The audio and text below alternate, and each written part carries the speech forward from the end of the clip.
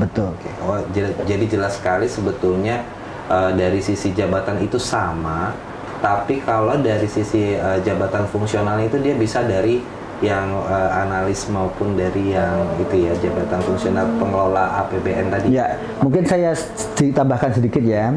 Kalau pembeda apa itu peranata keuangan APBN dan analis pengelola keuangan APBN itu hanya masalah penjenjangan. Jadi kalau jenjangnya terampil itu adalah peranata keuangan APBN dengan minimal ijazah pendidikan diploma 3 dan dia adalah jenjangnya hanya terampil, mahir dan penyelia.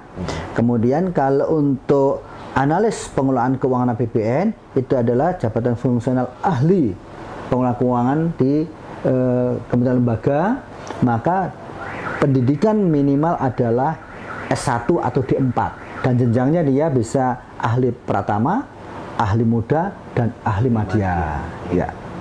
Siap.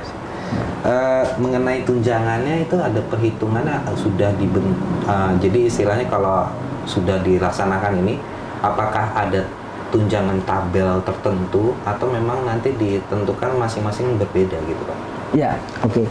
Ya sebagaimana lazimnya pejabat fungsional.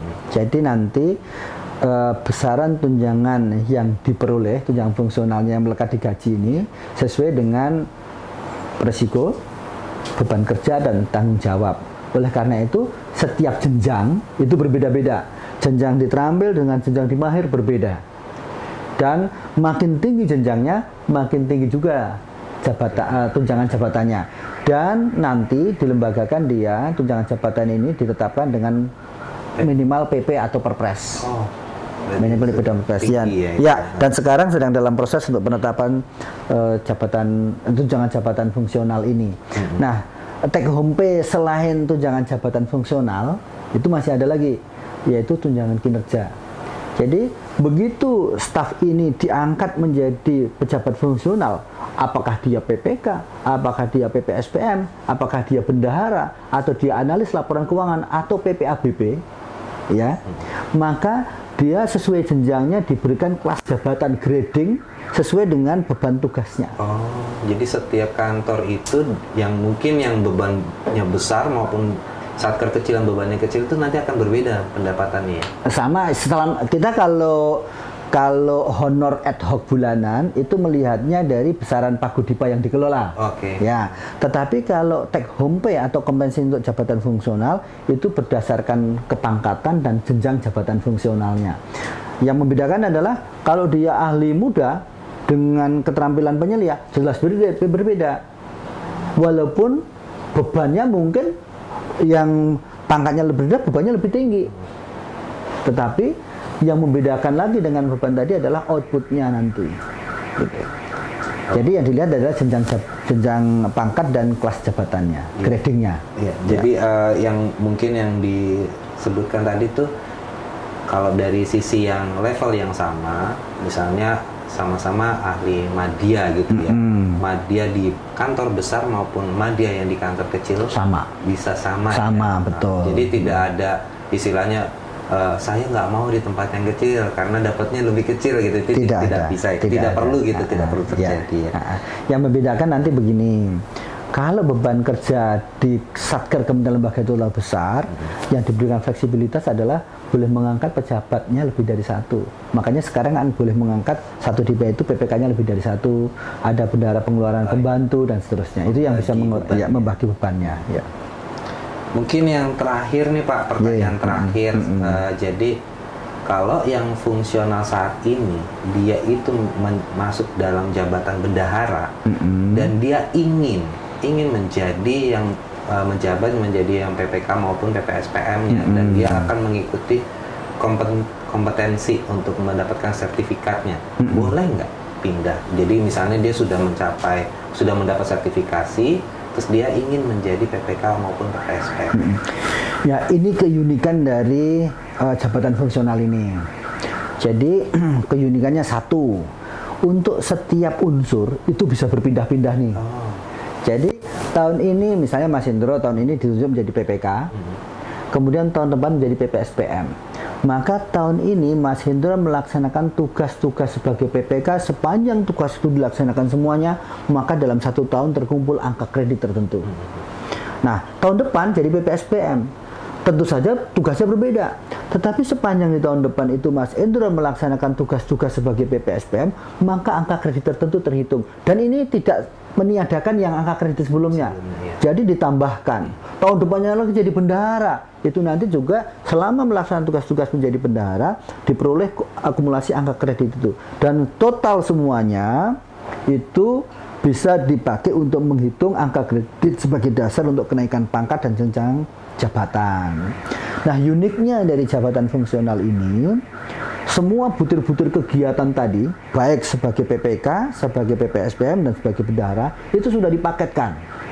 Jadi selama mengerjakan tugas-tugas sebagai SK penunjukannya, apakah sebagai PPK, atau sebagai PPSPM, atau sebagai bendahara, maka dipastikan 4 tahun sekali naik pangkat. Ya, dan karena di dalamnya itu tidak menunjuk jabatan fungsional hanya PPK saja, PPSPM saja, ada bendahara saja, maka dia fleksibel nih. Makanya kalau dalam butir kegiatan kebendaharaan dan administrasi belanja pegawai, itu dia tidak sampai ke jenjang ahli, hanya jenjangnya terambil saja. Maka ketika sudah mentok, dia menjadi ahli, ya dia harus melaksanakan butir-butir kegiatan sebagai pembuat komitmen, penyelesai tagihan, dan kemudian analisis laporan keuangan. Maka dia masuk ke jenjang ahli, sehingga pangkatnya tertinggi bisa ahli madya dengan pensiun 60 tahun. Jadi dia harus mengikuti kompetensi yang berikutnya ya. Betul, ya betul. Dan dia harus punya ikut ujian kompetensi untuk jenis unsur kegiatan pembuatan komitmen atau penyelesaian tagihan atau analisis laporan keuangan. Wah, jadi semua sudah, barulah dia bisa mencapai apa yang dia inginkan ya. Ya, dan mungkin perlu saya sampaikan juga, untuk penghitungan angka kredit untuk jabatan fungsional tidak rumit.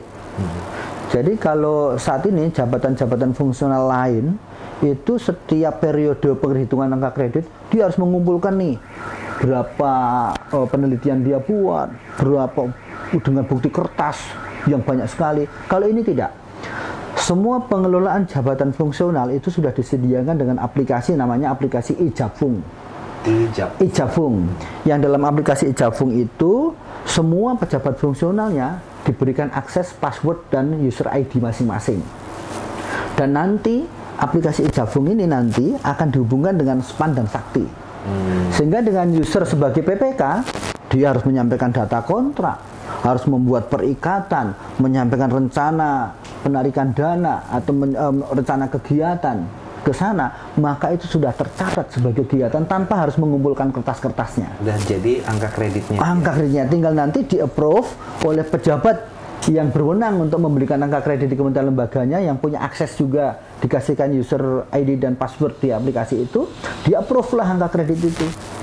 Kalau sudah disetujui, maka otomatis terakumulasi dihitung dengan sistem itu. Jadi sangat simple. Ya, dan difasilitasi dengan aplikasi. Baik, itu mungkin saja Pak. Terima kasih banyak sudah memberikan informasi buat kita semua. Mungkin yang tadinya nggak tahu sekarang jadi tahu, jadi paham gitu. Semoga ya dari sisi ini ya kita bisa meningkatkan fungsional-fungsional yang ada. Betul. Gitu ya. Dan mulai dari sekarang. Oke, terima kasih banyak. Oke, sama-sama Mas Indro. Ya, kalau ada nanti hal-hal tertentu yang akan kita tanyakan atau kita gali lagi dari Bapak, bisa memberikan waktu lagi buat kami. Malah saya titip nih teman-teman KPPN sekalian, saya minta bantuannya karena mitra paling dekat dengan Satker itu adalah KPPN. Saat ini teman-teman Satker itu belum terinformasi secara lengkap gambaran jabatan fungsional ini. Kenapa sih harus distandarisasi kompetensinya? Kenapa harus selalu ditingkatkan kompetensinya? Dan kenapa harus dilembagakan dengan menjadi pejabat fungsional? Sebagaimana tadi dari awal sudah saya sampaikan, saya yakin Mas Indro dan teman-teman sudah bisa menyimak semuanya. Tolong itu diinformasikan dengan baik dan komprehensif kepada Satker mitra kerja masing-masing, supaya mereka punya gambar benar tujuan akhirnya, goalnya itu adalah bagaimana para pengelola APBN ini bisa melaksanakan tugas dengan optimal seiring dengan kemajuan tata kelola pengelolaan APBN itu sendiri, sehingga seiring semuanya bisa mencapai tujuan dengan optimal. Gitu ya. Baik Pak, nanti Oke, akan makasih. kami sampaikan ke teman-teman satker kita dan juga mungkin yang lain-lainnya juga kementerian dan lembaga yang memang menjadi stakeholder kami. Oke. Baik Pak, terima kasih. Terima kasih atas Mas waktunya, Hendro, Pak. sama-sama. Ya, Iya. oke, ya. Akhirnya kita sampai juga di penghujung acara. Terima kasih kepada Bapak Agung Yulianto yang telah memberikan informasi kepada kita semua. Dan juga semoga ilmunya bermanfaat buat kita semua dan juga kepada Sobat Bijak. Sampai bertemu di episode selanjutnya. Dan saya akhiri, kami Insan Perbendaraan Unggul Tingkat Dunia.